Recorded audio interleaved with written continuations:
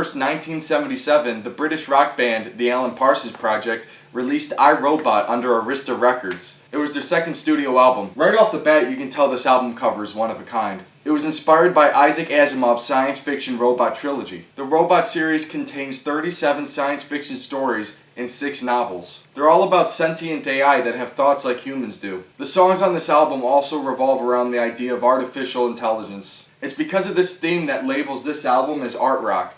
Art rock is music that comments or makes a statement about another piece of art.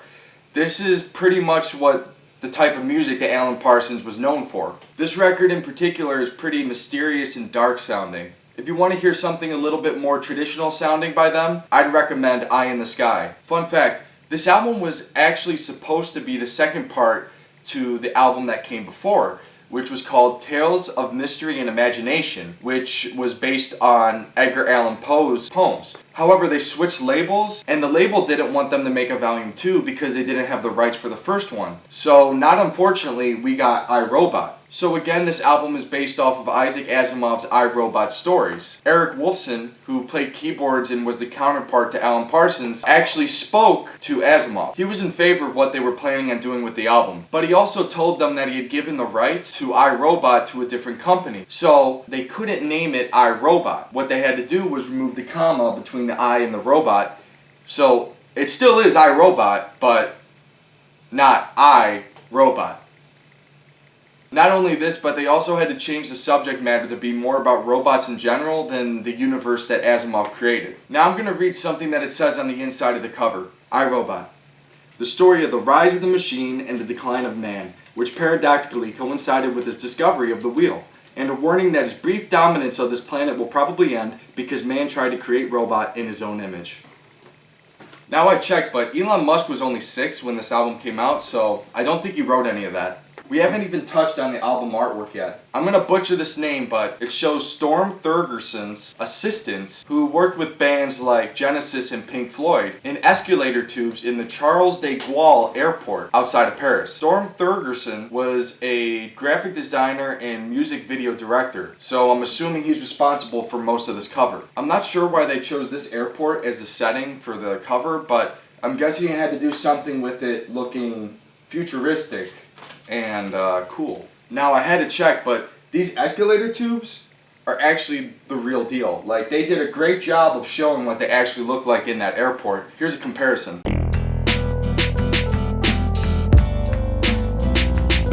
Superimposed on the left side of the cover is a robot with an atom for a brain. He's pretty huge, as you can see. Now, I'm just speculating here, giving my own thoughts about this, obviously, but I think his brain is an atom because it's the most basic form of human life. So I think Alan Parsons was further trying to solidify the human life these robots can manifest after once being created by us. The people in the escalator tube seem to be looking amusingly at this robot, but I think they're just glad they're inside a tube and not out in the open. Another interesting thing about the album artwork is that Alan Parsons is on the inside of the gatefold style cover. It perfectly echoes the space that the robot takes up on the front.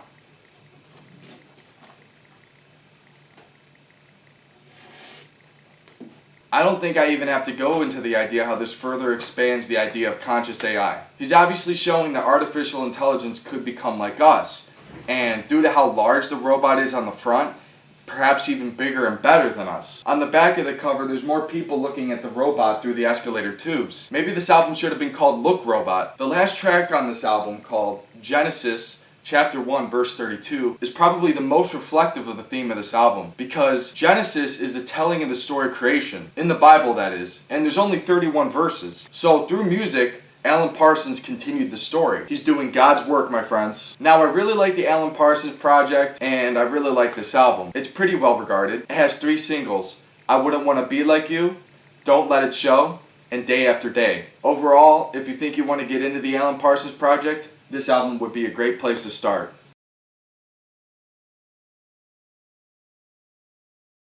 Abandoned Luncheonette was the second album by pop duo Hall & Oates. It came out on November 3rd, 1973 and got to number 33 on the Billboard Top LPs and Tapes chart. On December 13th, 2002, The album sold over 1 million copies and was certified platinum. The album didn't do too well in the US, but it was played frequently by a Minneapolis radio station called KQRS and became a hit in that area. A little later, it became popular with college kids. When the single She's Gone was re-released in 1976, the album gained peak popularity. The story behind this album is pretty interesting. Whether you thought it was an actual photo or an illustration, you're actually half right. A photographer named Barbara Wilson took this photo of the diner, as well as many others. She took the photos on an old Nikon SLR in black and white. She then began silkscreening them and hand-colored them in with stencils. It was the only album cover she ever did. Wilson knew Oates in college in the 60s and eventually became friends with Daryl too. The diner on the cover is Rosedale Diner, which is located in Pottstown, Pennsylvania. After going out of business, it was relocated to Route 724 in Kenilworth, PA. In 1983, what was left of the diner was burned down by the owner and Ridge Fire Company. In an interview, Hall & Oates said that they chose this diner as the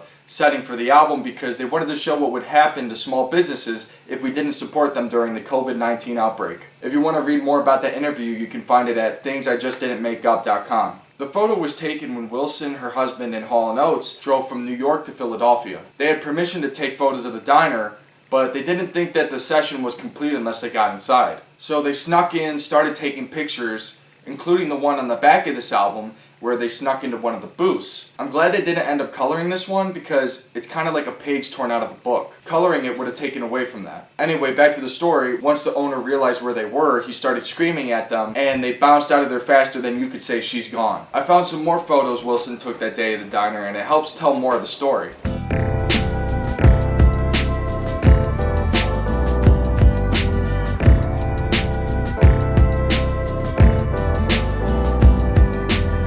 I listened to this album again recently and it sounds fantastic. There's a lot of folk going on, but it complements their style really well. Overall, Abandoned Luncheonette is a great place to start listening to Hall & Oates. Check it out, guys.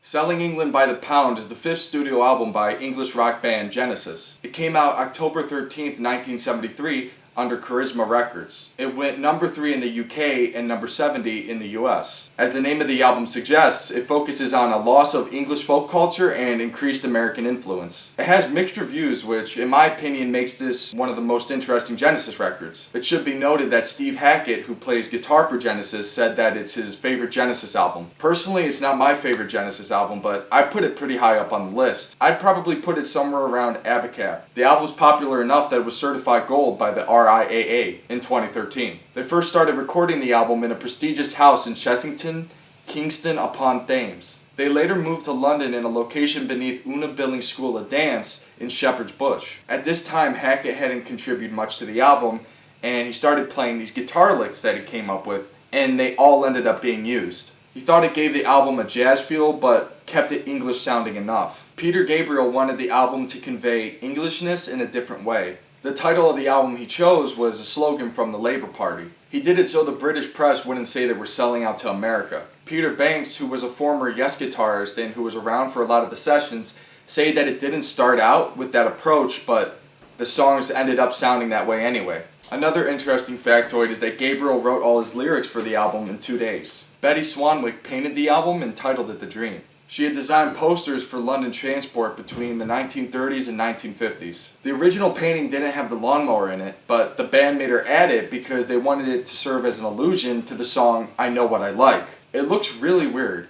Maybe it's because it's literally blue and pink, or maybe it's because she added it fast because she said she didn't have time to paint a new cover. As for the rest of the artwork, it's pretty clear why she titled it The Dream. There's a redhead lady sleeping on a bench in the most well-landscaped backyard I've ever seen. I'll also say that this is probably the most English-looking cover I've ever seen. There's an empty bottle and a mug under the park bench that the Scottish girl is sleeping on. I think she was chasing whiskey with tea and started dreaming about the prettiest lawnmower in all of London. The people in the background don't seem to be paying attention to anything.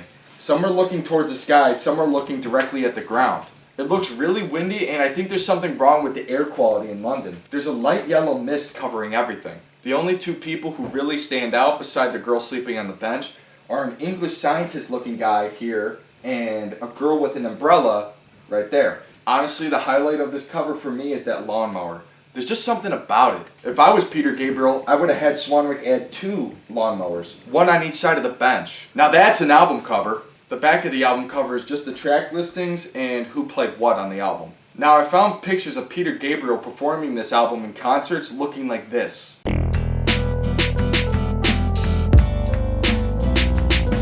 If they ever decide to make Selling England by the Pound 2, there's your album cover. I wouldn't really recommend this Genesis album to anybody who hasn't really listened to them. I would start with their self-titled album and then work your way to this one. You might form a better appreciation for this one that way. Also, I only touched on it, but Steve Hackett's guitar playing is pretty much the highlight of this album. From everything I've heard, he's the MVP of this album. Okay guys, we learned about the danger of AI, took a trip to Rosedale Diner, and experienced England through music. Keep rocking and thanks for watching.